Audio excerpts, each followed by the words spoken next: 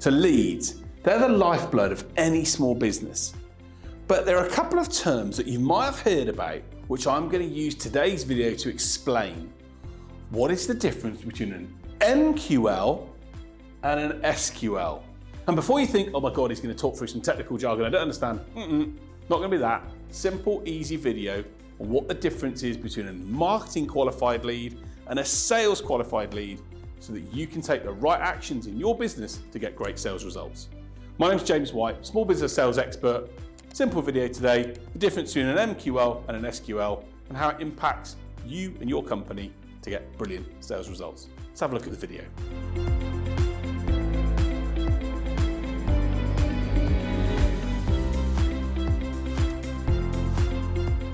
And one of the biggest mistakes that so many small businesses make is they assume that every lead is the same, and they're not. And the actions that you take with each lead can make a big difference on whether you can convert them to become a customer or not.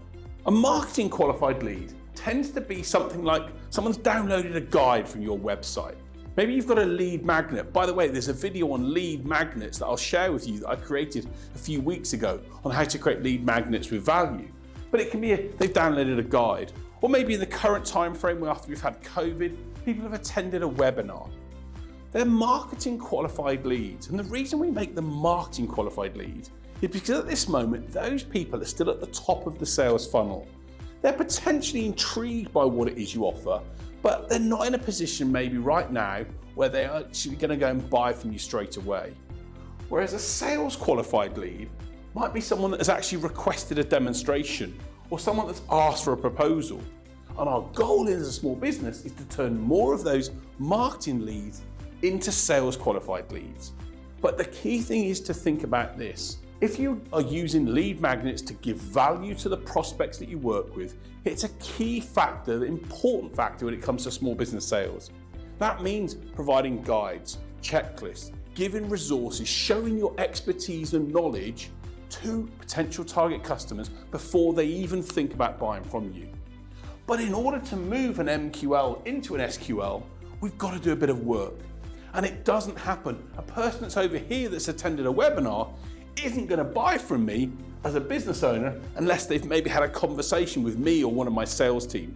They're not going to be in a position to become sales qualified and a real opportunity unless some other actions have happened. And so many businesses take leads and think that they're going to convert all of the people that are here, when in reality it doesn't happen that way. So what are some of the key things you can do to help turn an MQL into an SQL? So what's the first thing you can do to turn someone here into someone over here? Give value. If you go to my website, and by the way, I've got a guide on how to convert more leads into sales, you'll get access to a resource that I will give to you completely free of charge. I am going to ask, however, for a bit of information. I'm going to ask for your name, your company details, and ideally your phone number. But bear in mind, we're not going to make the mistake that so many small businesses make and just get on the phone to you and harass you straight away. What we're going to try and do is give you value. We're going to try and share other information that we think could help you as a business owner to get the results that you want. As your first goal to be able to turn an MQL into an SQL is to give further value. So there are some really clever systems in place now, so when someone signs up for one of those guides or a webinar, you can automate communications and information to send to them that help add more value for who you are and what you do. What I want to do is, if you've downloaded my resources, I want you to continue to get things that are helpful and useful from me that make you in time think, hey, I'm going to pick up the phone and maybe ask James for a demonstration or for a question about what that him and his company might do. I want to continue to give value. So your goal with MQLs is to continue to give value and to continue to give information that makes that other person think you and your company are helpful, supportive, know your industry and market, and are someone they want to engage with and buy from, or hopefully at least ask for further pricing on. The second key point around an MQL to an SQL is to actually get the lead here to qualify themselves. One of the things you can look to do is providing links and resources that actually encourage that person to provide further information. So what you might want to do is to encourage the MQL to tell us a bit more about themselves, tell us about the size of company they are or who they work with. And the reason that's really important in turning them into an SQL is if someone's maybe attended a webinar, but maybe they're looking for corporate training for 50,000 people, the chances are I'm probably not the right person for them. But if they're looking to provide training for maybe 1 to 10 people in their team, then I'd be perfect. So the reality is the information that they might provide you through the information you send them can help move someone from that stage to this stage without you having to do anything. Getting your prospects and the people that download resources to do other things is a great sign that they're engaging with you and your content, and it's going to help show you and them that there's a potential match to work together. The reality is it doesn't happen on its own. If you get someone that's downloaded a guide and then just expect them to become a lead or a sales lead in time, it's not going to happen. You have to work, like anything, you have to work to do the results to get the results you want back. So another simple and easy way that you can put in place some tools to help move an MQL to become an SQL is through something called lead scoring. Lead scoring is something you can set up in your company, in your system, or we can help you with, that identifies how much time and interaction that lead has had with you and your company and your content and your resources. And what it does is it says the more that they're spending on looking at your website, looking at your emails, clicking at your content, reviewing your guides, then the more chance they're getting an affinity for your company, and it's going to help make them into becoming an SQL. It means that because they're scoring higher, they're doing more, you've got a higher chance of hopefully moving them to become a customer. It's not always the case, and you can certainly get it wrong if you mistime this or get it done in the right way. But the key thing is the more they do, the more value, the more they're consuming from you, the better a chance there is of becoming a sales qualified lead. But what we've then got to be able to work out is how can we also then turn those people into sales qualified leads, and what are the things not to do when it comes to being able to engage with these leads and move them through your sales funnel.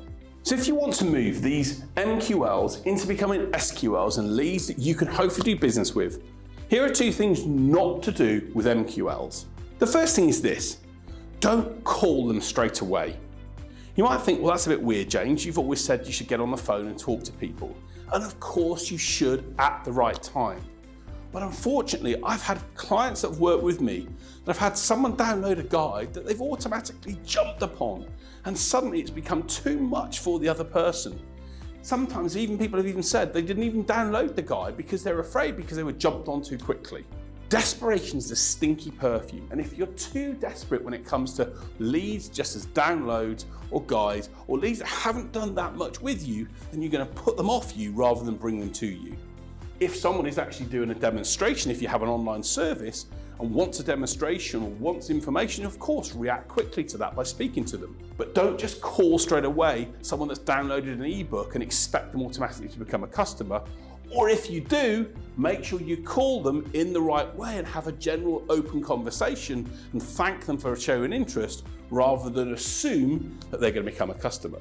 And that leads me on to my second point.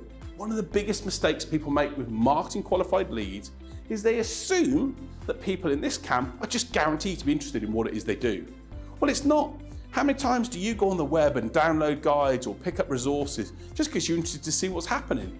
It doesn't mean you automatically want to buy from that company. Don't assume that that person is going to be gagging to work with you and so buoyed by who you are that they can't wait to spend money with you. I hope it does happen. And in many cases it doesn't. They're browsing, they're looking, they're seeing what's out there. And our job as business owners and sales professionals is to understand that, respect that, and hopefully give them the value that moves them through to becoming sales qualified leads that we can do business with. So if you have been giving value, if you have been nurturing these leads and giving them information over time, then one of the key things that we can do though to how to make them into a lead is to then at the right time pick up the phone and be able to validate that their situation and that they're a potentially good fit for who you are and what you do as a business. By validating, I mean picking up the phone and speaking to that person about what it is they're looking to achieve and whether you can solve the problem or desire they have. Do they actually know that they've come through to the right type of company? Do they know a bit more about who you are and have they expressed an interest in some of the products or services you sell? The first thing we've got to be able to do is to validate that that lead is a potential lead for us and it's worth us then adding them into our pipeline and spending more time with them. And how do we start to validate effectively? We use tools like BANT. you'll see a video. I'm going to put a link to the video, bam, one of my most successful videos around a number of questions that you can ask around the budget, the authority, the need and the timing in order to move that lead into a position where you think, yes, we can do business together. And if you don't ask questions around the budget or who's making the decision or when they're making the decision, you unfortunately will spend a lot of time wasting effort and energy on potential leads that will never go anywhere. So if you want to know how to turn these potential leads into sales qualified leads that you can do business with, have a look at BANT. The great questions you can use when used in the right way and at the right time can help you understand the other person, see if they're a good fit and hopefully get you to work together. So the reality is this, leads are critical in business. We have to generate them and we work with lots of organizations to help you build the leads for your business that can bring new opportunities in. But don't assume that every lead is the same.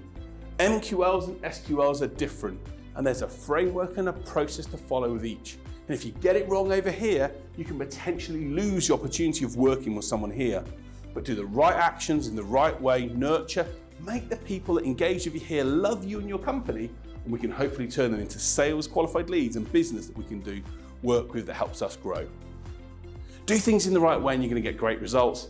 Make sure you take the right action at the right time, and we're going to get you and your company achieving stellar sales success in 2022. Thanks for watching the video, guys. I hope you've enjoyed it, and if you have, please like and subscribe to the channel, share it with others. If it's helped you understand the difference between an MQL and an SQL, maybe tell others about it as well so we can help them and their business save time, get more business in, and hopefully make 2022 a brilliant year. See you next Saturday for another video really soon.